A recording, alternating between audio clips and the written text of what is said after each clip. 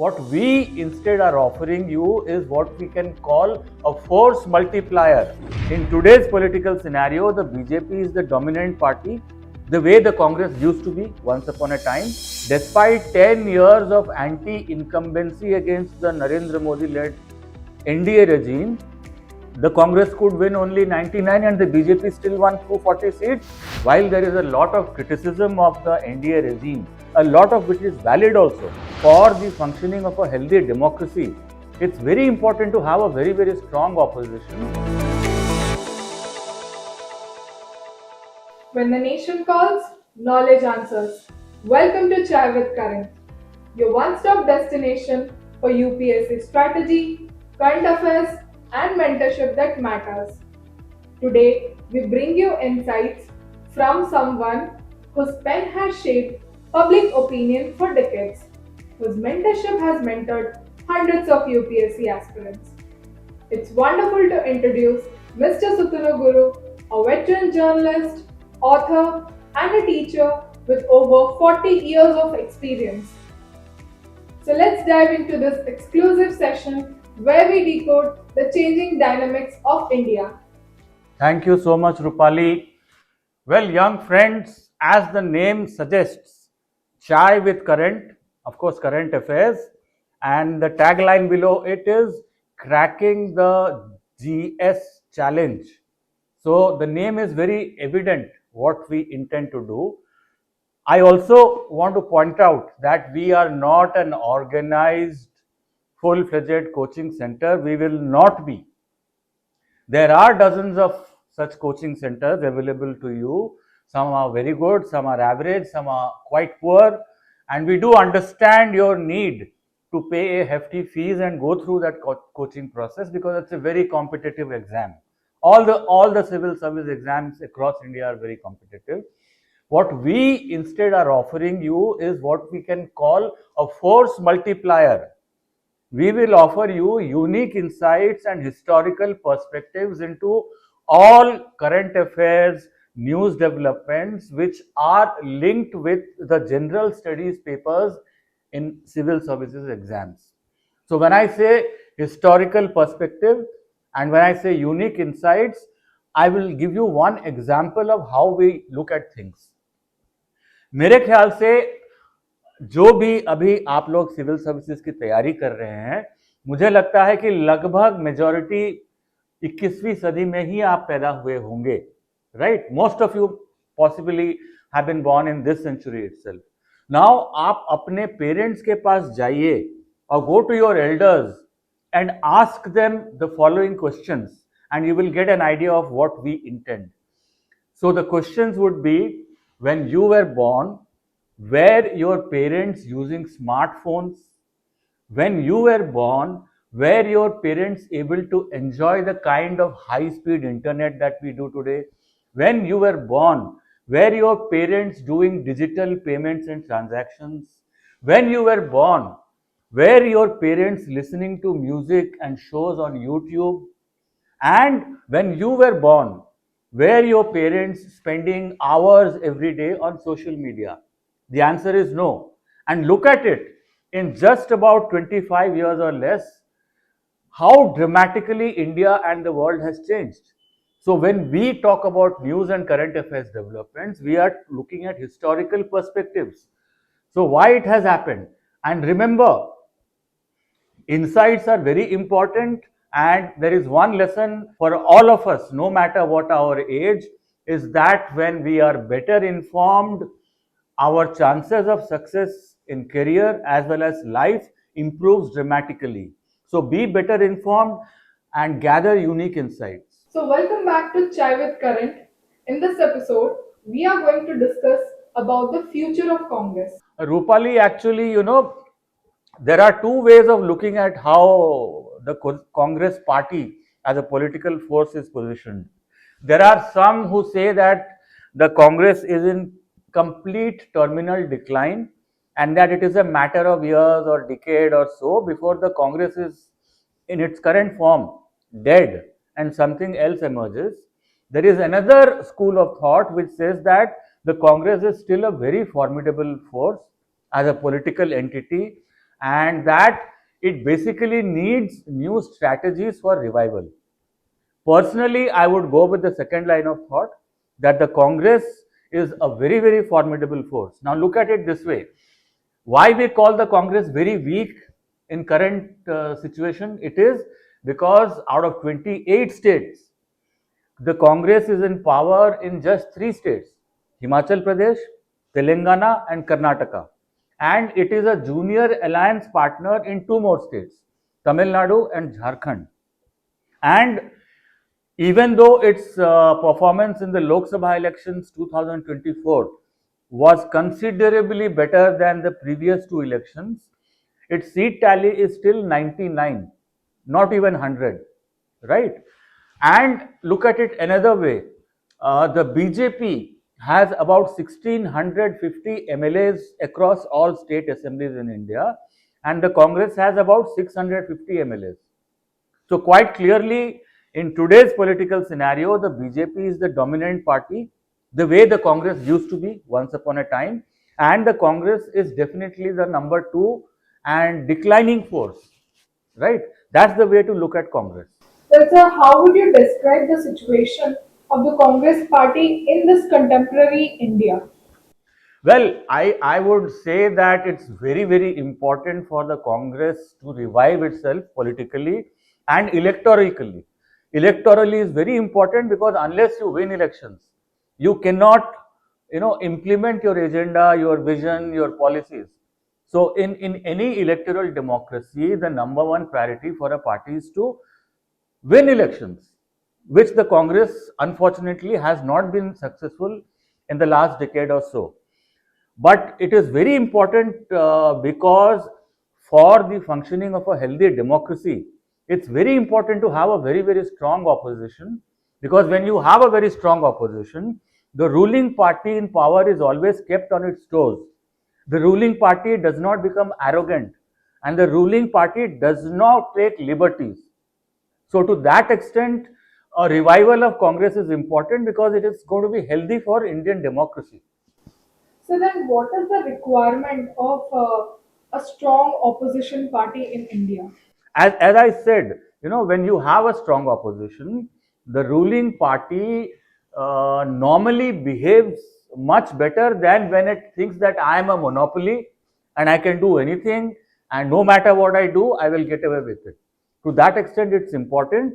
And the problem with the Congress at the moment is that while there is a lot of noise, while there is a lot of criticism of the NDA regime, a lot of which is valid also. Okay, for 11 years, the de facto leader of the Congress party, which is Rahul Gandhi, has been criticizing the NDA regime. But the problem is that the electoral returns have not been adequate enough. So, in 2014 was a really low point for Congress. It won just 44 Lok Sabha seats. In 2019, it mounted a very spirited challenge under Rahul Gandhi, and yet it won only 53 seats. And in 2024, despite 10 years of anti-incumbency against the Narendra Modi-led NDA regime, the Congress could win only 99 and the BJP still won 240 seats and has formed a coalition government. So therein lies the problem. Well, sir, what are the key reasons behind the decline of Congress party in India? We have to look at it, Rupali, from a very, very historical perspective. Only then we can understand why the Congress is in such a poor situation. So, if you look at it from voting patterns, traditionally the Congress was like a banyan tree or an umbrella where people of all kinds of ideologies and viewpoints were together in the same party. So traditionally, you had Muslims voting for the Congress, you had Dalits voting for the Congress, you had tribals voting for the Congress, and you had a lot of other normal general category citizens also voting for the Congress.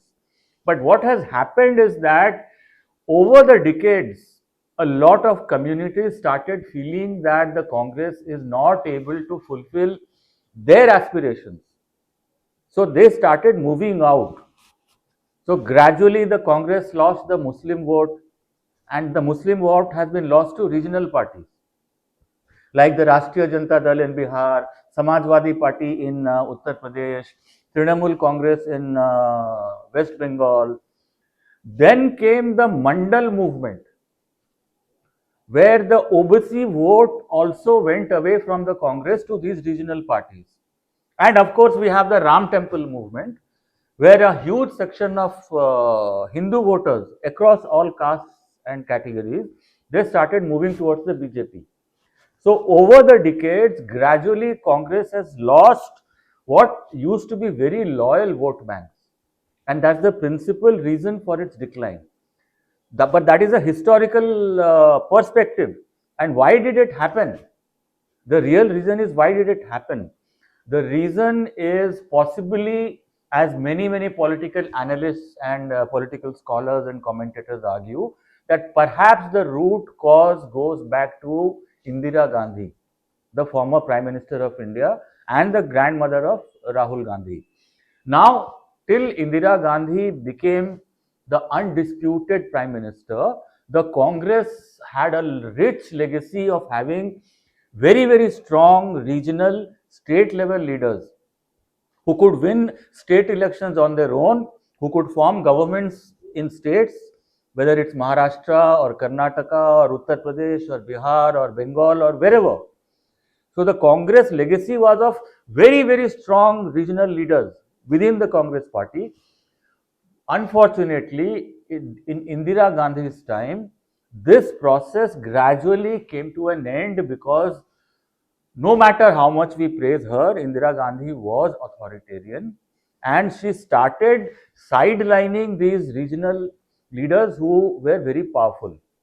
Okay, so a system evolved where instead of decisions being taken in state capitals, it would be decided in Delhi that ये मुख्यमंत्री बनेगा, इस cabinet में इसको ये वाला मंत्रालय दिया जाएगा, इसको मुख्यमंत्री पद से हटा दो. So it was all dictated from Delhi. So gradually what happened is, leaders who had ambitions of their own and aspirations of their own, they formed regional parties or they went away to other parties. And the Congress grassroots level, because workers are the most important element of any political party. They do the campaigning, they do the street protests, they do the organizing during elections. They go and encourage voters कि आप चलिए हमारे साथ voting booth में चलिए.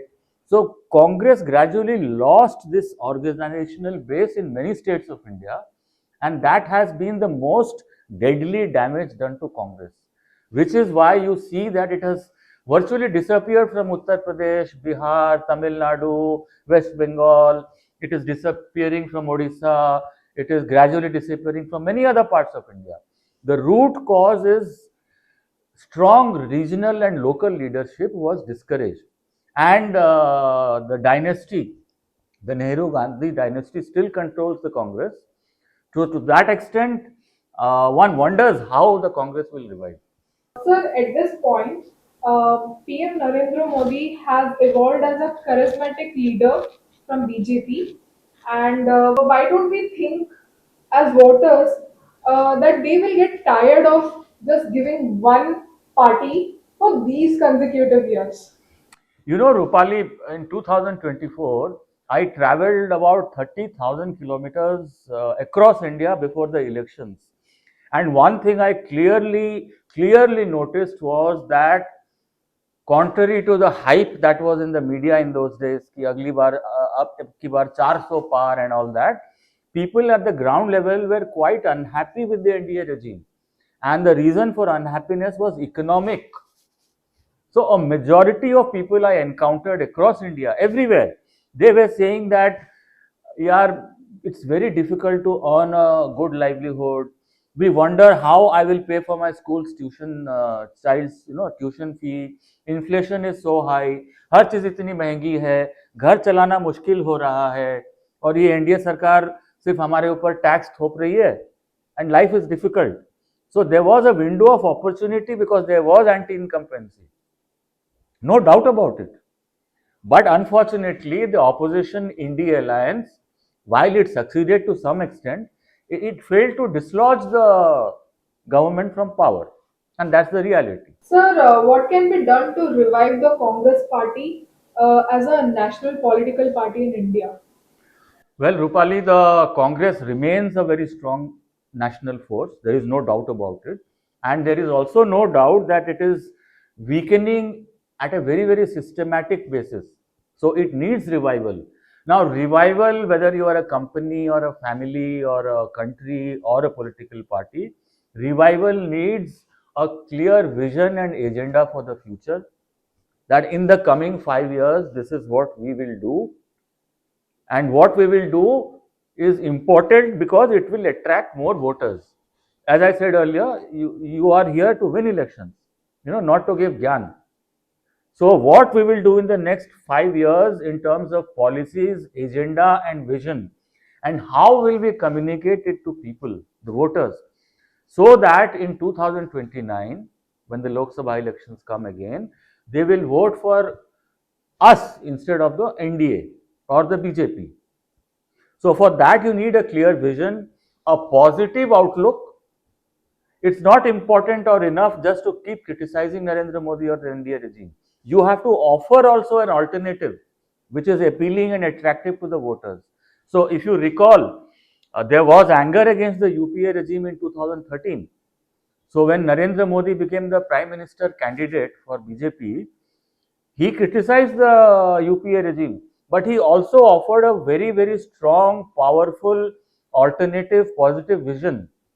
Ki, when my party comes to power, we will do this, we will do this. And it was a very clear, concrete vision, and which is why it appealed to voters. So Congress needs to do that. And as of now, Rahul Gandhi's focus is just criticizing Narendra Modi and announcing very, very grandiose welfare schemes. That I will give 6,000 per month to this, 10,000 per month to that. That doesn't, because voters are very smart. They know कि 10,000 रुपया महीना हमें कोई मुफ्त में देने वाला है नहीं. And that is where the Congress is stuck at the moment. Thank you so much, sir, for your valuable inputs. So stay tuned with this episode of Chai with Current that takes you beyond news and current affairs into deeper insights. Thank you. Thank you so much, Rupali. And I will repeat again, for all you young civil service aspirants across India, no matter what career eventually you adopt, being better informed and being armed with useful insights is a skill set that will always help you throughout your life, no matter what career you adopt. Thank you. Thank you.